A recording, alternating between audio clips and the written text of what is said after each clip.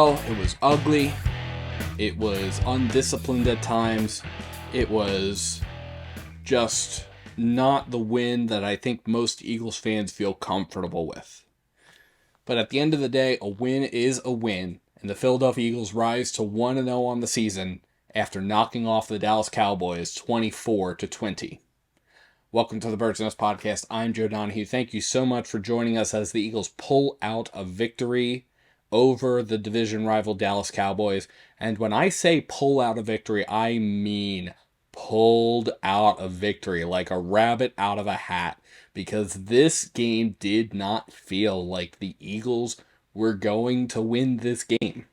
If you turned the TV off at the end of the first half, you were not sure whether or not the Eagles were going to be performing at the level of a team that's going to start the season 1-0. If you turn the TV off during the lightning delay that occurred midway through the third quarter, you're not sure whether or not the Philadelphia Eagles are going to win this game, given the way that they were performing at that point in time.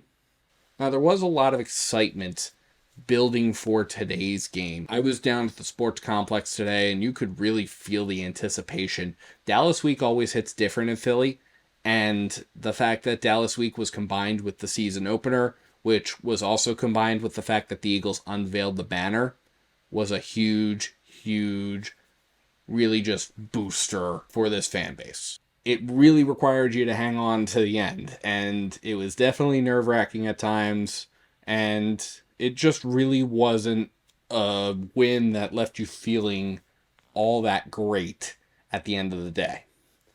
But it did factor into being a win. So the Eagles are 1-0. That is definitely a positive. But you're really just starting to see, for the first time, opposing offenses and defenses in their true schemes, and that definitely factors into how you have to receive a Week 1 game, because you're entering into a Week 1 game with a lot of unknowns. So this was one of those times. At the same time, there were plenty of things that were 100% within the Philadelphia Eagles' control, and they did not control those things. And that starts on the very opening kickoff and the very opening time between plays.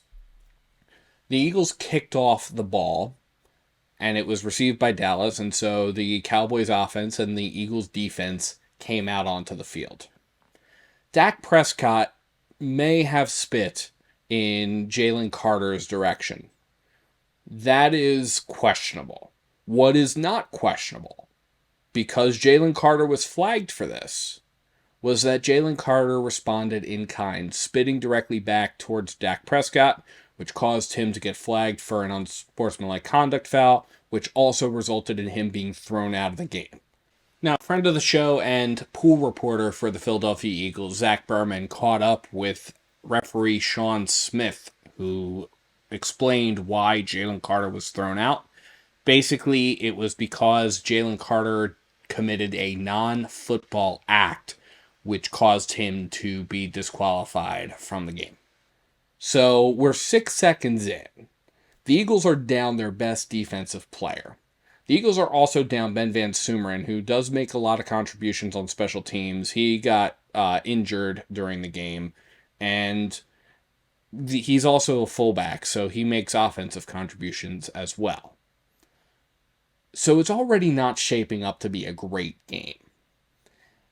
And then you continue with all of the fact that the Eagles defense just didn't show up, didn't play very well, was playing very soft coverage, was not getting a lot of pressure on Dak, and really just wasn't in the right frame of mind, it felt like. It felt like there was a lot of emotions running high.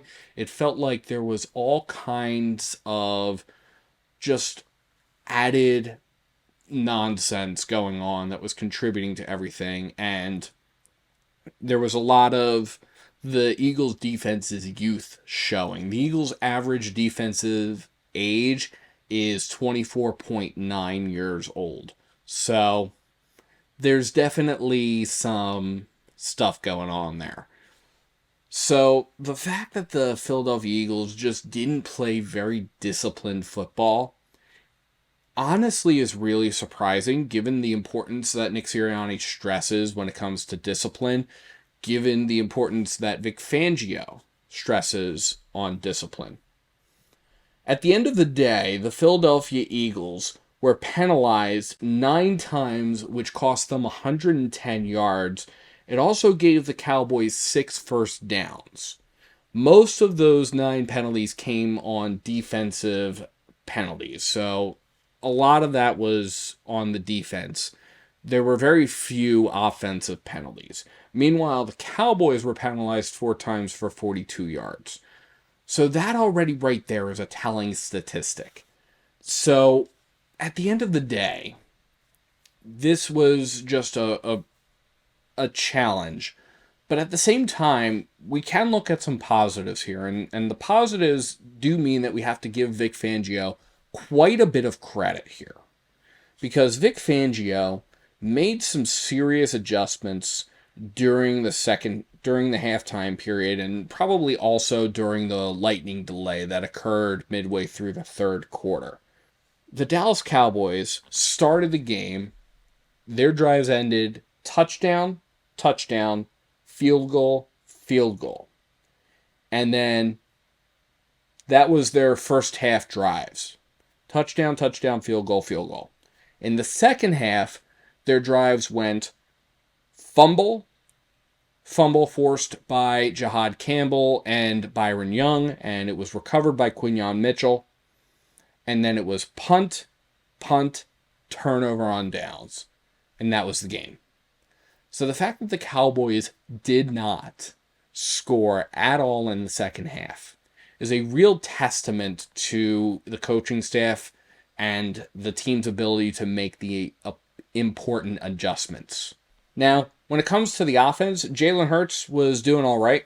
He was 19 for 23 for 152 yards. He had a passer rating of 94.2. Jalen Hurts was, in fact, sacked once for 8 yards. Jalen Hurts also had 14 carries for 62 yards, as well as 2 rushing touchdowns. So Jalen Hurts didn't have any passing touchdowns. He only threw the ball for 152 yards, but he did do what he needed to do to win the game. Saquon Barkley was pretty well contained. He had 18 carries for 60 yards. That brought an average of 3.3 yards per carry. His longest run was a 16-yard run. Saquon also had a touchdown in the game as well.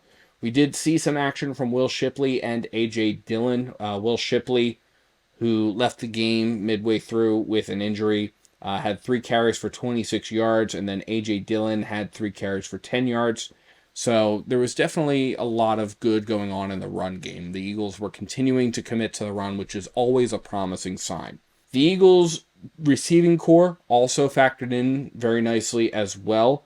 Jahan Dotson had the longest reception of the day. He had 3 catches on 3 targets for 59 yards. Dallas Goedert was the favorite target of Jalen Hurts today. 7 catches on 7 targets for 44 yards. One person who was very notably absent in the receiving game was A.J. Brown, who was not targeted until the Eagles' final drive. He had 1 catch, 1 target, 8 yards. That's his stat line. So, definitely interesting, and I do want to see the Eagles rely more on A.J. Brown and Devontae Smith, maybe a little bit more so than some of the guys who are farther down.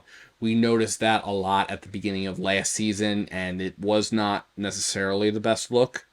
So I would like to see the Eagles maybe rely more on their wide receiver 1 and 2, as well as Dallas Goedert. Dallas Goedert had a very heavy workload in the receiving game, but I would like to see the Eagles rely a little bit more on some of those other guys. And I think some of that may have been how the Cowboys' defensive scheme was factoring into all this. The Eagles were really trying to keep the ball away from certain players just to try to keep particularly Trayvon Diggs, who was spending a lot of time covering A.J. Brown, and Diggs does have a tendency to pick Jalen Hurts off. Dak Prescott in the passing game was 21 for 34, so his numbers did drop off substantially after the first half, because in the first half he was doing really well. He was pretty comparable with Jalen Hurts, actually. At the end of the first half, Dak Prescott was 12 for 17 for 172 yards. One thing that he definitely needs to be worked on, though, is getting pressure to Dak Prescott. Now, some of that is probably the fact that Jalen Carter was not in the game. But that having been said, there were other times where, and plenty of times where the Eagles were just a second or two away from getting to Dak Prescott, but he was able to get rid of the ball just in time. Or the fact that Dak Prescott was wrapped up but was able to evade a tackle, looking at you, Jordan Davis.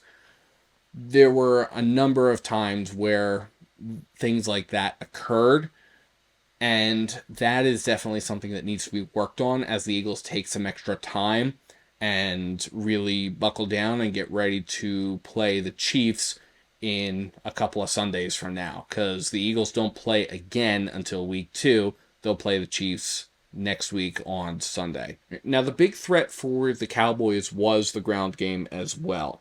Javonte Williams had 15 carries for 54 yards, including both of the Cowboys' touchdowns.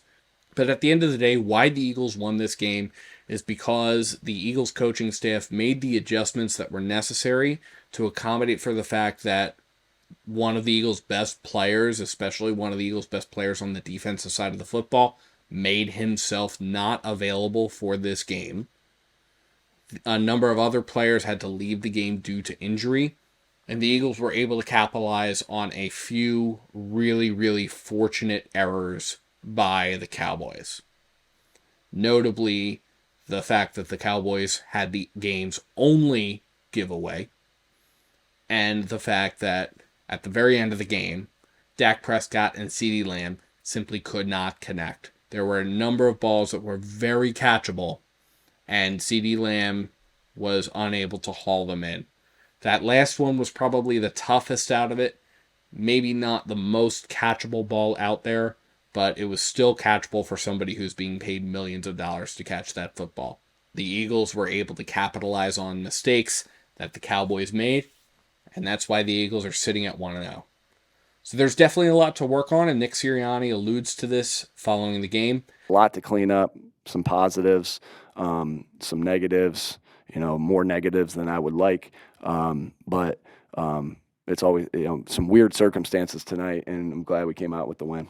And Nick Sirianni also spoke about the importance of discipline following the game. I want these guys to play with great energy, great tenacity, while doing it within the rules of the game. So we'll address that. We talked about that obviously at halftime because I felt like, that's a really good offense, and every one of their drives in that first half that resulted in points were all penalties. And now, a PI, which that's different. That's in the heat of the game. Those are going to happen. But I know we had one with Nolan and one with JC, and that creates short fields for an offense. Again, we want to be there. We want to have great, like I said, energy, tenacity, all those different things. But we got to do it within the rules of the game. And we'll address that. We'll go through that. But we got to get better in that scenario because we need that guy on the field. He's a really good player. But ultimately, this game came out to who could survive the longest. And while the Eagles didn't feel like they were going to come out on top at points in the game, the fact of the matter is, the Eagles start the season 1-0, and they move on to play the Kansas City Chiefs next week in a Super Bowl rematch. But as always, let me know what you think in the comments below. What were your thoughts about this game? What did you like? What was missing? What concerns do you have? What excited you about this game? Let me know. And thank you so much to everyone for tuning into the Bird's Nest Podcast. You can support the Bird's Nest Podcast by liking and subscribing to Bird's Nest Media right here on YouTube, as well as by sharing to your social media pages. You can also find us on SoundCloud, iTunes, Amazon Podcasts, Spotify, the Odyssey app, and iHeartRadio. Please visit birdsnestmedia.com for additional Eagles and NFL coverage. And if you feel so inclined to support us in a different way, you can find the link to our Patreon in the description below or at birdsnestmedia.com. Thank you so much for tuning in, and let's go Eagles.